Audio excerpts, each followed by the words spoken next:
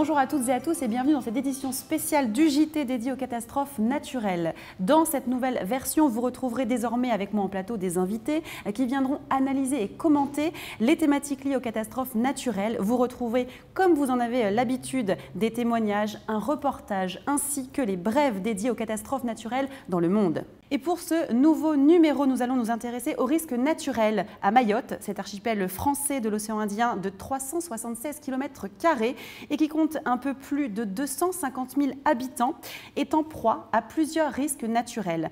Avec moi pour en discuter, j'ai le plaisir de recevoir Frédéric Mortier, délégué interministériel aux risques majeurs outre-mer, et Pierre Thinard, modélisateur catastrophes naturelles. Bonjour messieurs.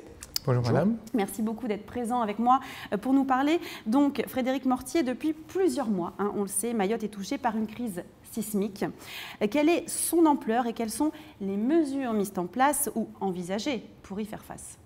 Alors c'est déjà un phénomène récent puisque les premiers séismes ont été ressentis en mai 2018 et on sait maintenant, grâce au dispositif que l'État a mis en place d'observation et de suivi de ce phénomène, qu'il est lié en fait à l'émergence d'un volcan sous-marin au large de Mayotte. Donc en termes de mesures, ce qui est essentiel, c'est bien sûr d'observer le phénomène pour le comprendre et puis de se préparer à des aléas, notamment en termes de sécurité civile. D'accord. Pierre Thinard, le risque sismique à Mayotte était-il perçu comme tel avant cette crise? Et plus généralement, est-ce un péril que vous prenez en compte et est-ce que vous le modélisez à CCR? Alors effectivement, nous avions conscience du risque sismique à Mayotte, puisqu'il y a notamment un zonage réglementaire auquel Mayotte est soumis. Maintenant, effectivement, on avait peut-être un petit peu sous-estimé l'ampleur des séismes qu'il pouvait y avoir, mais là, on est face à un événement tout à fait exceptionnel. Donc on va un peu mettre à jour notre vision du phénomène. Et plus généralement, effectivement, à CCR, nous modélisons le risque sismique. C'est dans le cadre d'un partenariat, notamment avec le BRGM depuis 2014. Et puis aussi, ça a fait l'objet d'une thèse avec l'Université de Lorraine pour un générateur stochastique de séisme. Et quels sont les impacts potentiels du risque sismique en termes de dommages à Mayotte, comme sur d'autres territoires d'ailleurs exposés en France? Oui, alors les dommages, que ce soit à Mayotte ou sur d'autres territoires, effectivement, c'est des dommages aux bâtiments, au-delà de l'aspect gestion de crise et puis les populations à mettre en sauvegarde. Sur les dommages aux bâtiments, ça va être fonction de l'intensité du séisme et de sa localisation. Après, nous, on a un modèle qui nous permet d'estimer l'impact en fonction de toutes les caractéristiques du séisme. Et encore une fois, on va mettre à jour cette vision sur Mayotte. Et puis plus généralement encore sur toute la France, nous avons diffusé courant 2020 les résultats consolidés de notre modèle. Un cas particulier à Mayotte, c'est qu'en fait, le bâti, qui doit vraiment faire l'objet de toutes les attentions, a absorbé de très nombreux séismes. Depuis mai 2018, c'est en fait un phénomène de séisme à répétition. On a vu récemment, encore en 2019, dans l'Hexagone, des phénomènes sismiques qui sont manifestés par des effondrements de bâtis. La situation, elle est ce qu'elle est, elle est bien visible. Alors qu'on a analysé une situation un peu différente à Mayotte, c'est que ce bâti qui supporte les chocs, ce bâti, il est resté debout. Et donc, il nous faut définir des critères de vulnérabilité du bâti. Et ça, ce sera un enjeu important, notamment pour le dispositif catastrophe naturelle. Très bien. Et y a-t-il eu des dommages et des reconnaissances CatNat liés à cette crise sismique? Alors justement, c'est un sujet qui est absolument actuel, parce qu'effectivement, cette manifestation est tout à fait particulière. Il n'y a pas d'effondrement généralisé, de destruction de bâtis. Il y a un travail en cours pour affiner les critères. Est-ce que l'on observe des fissures, etc. C'est lié au phénomène sismique ou c'est lié à des phénomènes liés à la nature même de la construction des matériaux. Et donc il y a ce travail-là qui est en cours avec effectivement la définition de critères. Et effectivement, l'objectif, c'est de pouvoir aller vers une indemnisation dans le cadre du régime CatNat. Merci beaucoup Pierre Thinard. Frédéric Mortier, vous restez avec nous. Et pour bien comprendre ce qui se passe à Mayotte, au large de Mayotte, je vous propose tout de suite de regarder ce reportage. Le 15 mai 2019, un volcan sous-marin qui repose par 3500 mètres de profondeur a été découvert au large de Mayotte, à environ 50 km à l'est de l'archipel. Il s'élève à 800 mètres de hauteur et sa base mesure entre 4 et 5 km de diamètre. La naissance de ce mastodonte n'est pas anodin, notamment parce qu'il provoque l'affaissement de Mayotte. Ce qui s'est passé depuis mai 2018, c'est en fait un phénomène de déflation d'une poche magmatique qui était en profondeur. Et donc l'île s'est déformée horizontalement d'une vingtaine de centimètres vers l'est. et d'une quinzaine de centimètres vers le bas. Donc, à ce moment-là, 15 cm, c'est quand même beaucoup. Donc, il peut y avoir des phénomènes de marée un peu plus haut, des choses comme ça. Après, c'est juste 15 cm, mais on a peut-être à revoir les risques au niveau côtier en cas de grande tempête.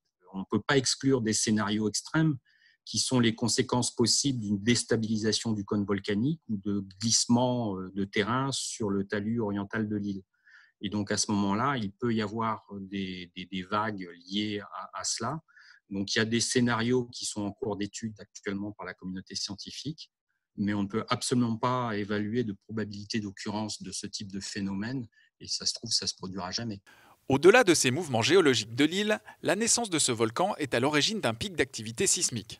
C'est d'ailleurs cette crise sismique, entamée en 2018, qui a conduit à la découverte de ce volcan sous-marin. En un an, quelques 1800 séismes de magnitude supérieure à 3,5 sur l'échelle de Richter ont été détectés, dont le plus important jamais enregistré, mesuré à 5,4. Le réseau de surveillance volcanologique et sismologique de Mayotte s'est saisi du sujet et a établi un suivi quotidien de l'activité sismovolcanique de l'archipel. La zone la plus active à l'heure actuelle est la zone la plus proche de l'île. Maintenant, c'est une activité qui reste encore très profonde, qui ne donne pas lieu à un phénomène aussi violent et aussi spectaculaire que le volcan qui, lui, était à 50 km de long, mais qui est quand même en surveillance permanente pour voir comment ça peut évoluer. Mais pour l'instant, non, il n'y a pas d'activité volcanique inquiétante au large de Mayotte, enfin à proximité de la Petite Terre, mais c'est sous surveillance. Les plus gros séismes de magnitude 5,8 qui avaient eu lieu le 15 mai avaient fait des dommages légers au bâti. Donc on est sur une sismicité modérée qui était quand même à une certaine distance. Alors le bâti de Mayotte n'est pas un bâti parasismique, donc il y a quand même des bâtiments vulnérables. Le séisme a fait finalement assez peu de dommages graves. Par contre, si on avait le même séisme dans la zone qui est active actuellement, c'est-à-dire à 20 km au lieu d'être à 50 km, on n'aurait sans doute pas les mêmes conséquences, d'où la surveillance qu'il y a actuellement. Un projet de loi sur les risques en Outre-mer doit voir le jour dans les prochaines semaines ou les prochains mois. Les défis en matière de couverture assurantielle dans ces territoires sont particulièrement nombreux au regard des risques auxquels ils sont exposés. De retour sur le plateau du JT des catastrophes naturelles, je suis toujours en compagnie de Frédéric Mortier. Nous avons également été rejoints par Antoine Quentin, directeur des réassurances et fonds publics de la Caisse centrale de réassurance. Bonjour, merci. Merci d'être présent. Je vais continuer avec vous, Frédéric Mortier, avant de donner la parole à Monsieur Quentin. Alors, avant de poursuivre nos questions sur les risques naturels qui touchent Mayotte et plus largement l'Outre-mer, une réaction à chaud sur le reportage que nous venons de voir. Eh bien, déjà, le premier élément, c'est qu'il peut y avoir de nouveaux aléas qui surviennent. Et je pense que la situation n'est pas statique, n'est pas figée. Et Mayotte est un bel exemple, puisqu'à Mayotte sont apparus aussi assez récemment les mouvements de terrain, les glissements de terrain, du fait de l'occupation illégale d'un certain nombre d'espaces. Et donc, il faut être en vigilance. Et l'élément très important que montre ce reportage concernant les aléas, c'est que pour bien gérer un aléa, il faut bien les comprendre. Et le réseau d'observation qui a été mis en place, de surveillance du phénomène sismovolcanique, le réseau qui s'appelle le REIVO-SIMA, justement a cette vocation de bien comprendre le phénomène pour ensuite pouvoir apporter des réponses. Ce qu'il est important de souligner, c'est que ce dispositif s'est mis en place très rapidement avec une mobilisation absolument remarquable de la communauté scientifique. 4 établissements scientifiques y participent, le BRJM, l'Institut de physique globale du Globe de Paris, l'IFREMER, le CNRS, oui, et tout un dispositif dont nous avons assuré la coordination générale et qui a pu être mis en place grâce à des financements de l'État. Alors on va reparler aussi du cyclone Irma, l'une des difficultés après le passage de ce cyclone à Saint-Martin, mais également à Saint-Barthélemy en 2017. Il concernait le taux de pénétration de l'assurance dommage très en dessous de celui de la métropole. Alors qu'en est-il à Mayotte et comment pouvez-vous agir sur ce risque ? Le sujet de la pénétration assurantielle dans les territoires, et l'exemple de Mayotte est bien choisi, est intéressant, puisque si vraiment on veut progresser dans ce domaine-là, il faut prendre en compte des composantes culturelles, Il y a des communautés d'habitants très, très différentes, des langues très différentes, une maîtrise de la langue française qui est aussi aléatoire hein, pour certains, donc accéder à l'assurance, remplir des papiers, etc. Peut poser question. Il y a un certain nombre de personnes qui sont culturellement même éloignées, puisqu'ils viennent de pays où on ne s'assure pas, où soit on prend son propre risque, soit c'est quelque chose qui ne fait pas du tout partie des codes. Une méconnaissance aussi des produits de l'assurance, de ce que ça offre, et puis parfois aussi de l'image, les gens se disant ben, oui, on va payer une assurance, mais comment serons-nous indemnisés si on est indemnisé? Voilà, des questions de ce type-là. Et puis il y a un sujet peut-être plus profond qui est en cours de réflexion qui correspond à l'offre assurantielle, au bouquet d'offres, puisqu'on voit bien que si on prend un territoire comme Mayotte, mais ça concerne par exemple aussi la Guyane, Saint-Martin, il y a des populations vulnérables qui ont besoin de pouvoir accéder à l'offre assurantielle, notamment pour pouvoir être indemnisés dans le cas du dispositif du régime CatNat. Et ça, c'est un élément important. Comment, effectivement, on se met à la portée de ces populations-là, on offre un produit qui permet ensuite de développer une relation avec le monde assurantiel. Oui, merci.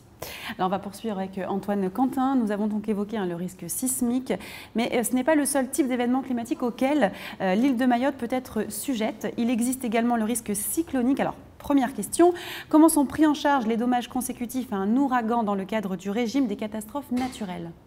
Alors effectivement, donc les ouragans ou les cyclones sont couverts dans le cadre du régime CatNat. Oui. Alors quand on parle d'ouragan, en fait, il faut entendre 3 périls possibles. Il y a bien sûr les effets du vent, mais il y a également les inondations consécutives, puisque au passage d'un cyclone, il pleut beaucoup. Il y a aussi les phénomènes de submersion marine pour les biens situés en bord de mer. Donc ces 3 périls sont couverts, inondations et submersion marine depuis 1990. Et puis en 2000, le régime CatNat a été élargi aux effets du vent outre-mer, uniquement pour les cyclones les plus extrêmes, mais c'est ceux qui font des dommages les plus importants, donc les cyclones de catégorie 4 et de catégorie 5. Okay. Alors plus largement, comment évaluez-vous ce risque cyclonique outre-mer et comment va-t-il évoluer du fait, bien sûr, du changement climatique ? Alors les cyclones sont un péril où les travaux de modélisation sont essentiels. C'est une exposition très importante pour le régime CatNat, même si ça concerne des territoires relativement peu étendus, mais l'intensité potentielle est tellement forte qu'on a besoin de les appréhender par des modèles. Donc on développe des modèles au sein de CCR depuis une dizaine d'années sur le risque cyclonique, donc qui nous permettent de quantifier les pertes potentielles, principalement en termes de dommages assurés, mais également en termes de dommages économiques globaux. Alors récemment, on s'est posé, jusqu'à présent, on avait beaucoup travaillé sur le risque tel qu'il existe aujourd'hui. Et depuis 2 ans, on a beaucoup travaillé avec Météo France et puis également avec une autre société qui s'appelle Risk WeatherTech pour essayer d'appréhender l'évolution du risque cyclonique outre-mer. Les premières conclusions que l'on peut donner, c'est on s'attend finalement, et ça peut être un peu surprenant, à une diminution du nombre de systèmes dépressionnaires.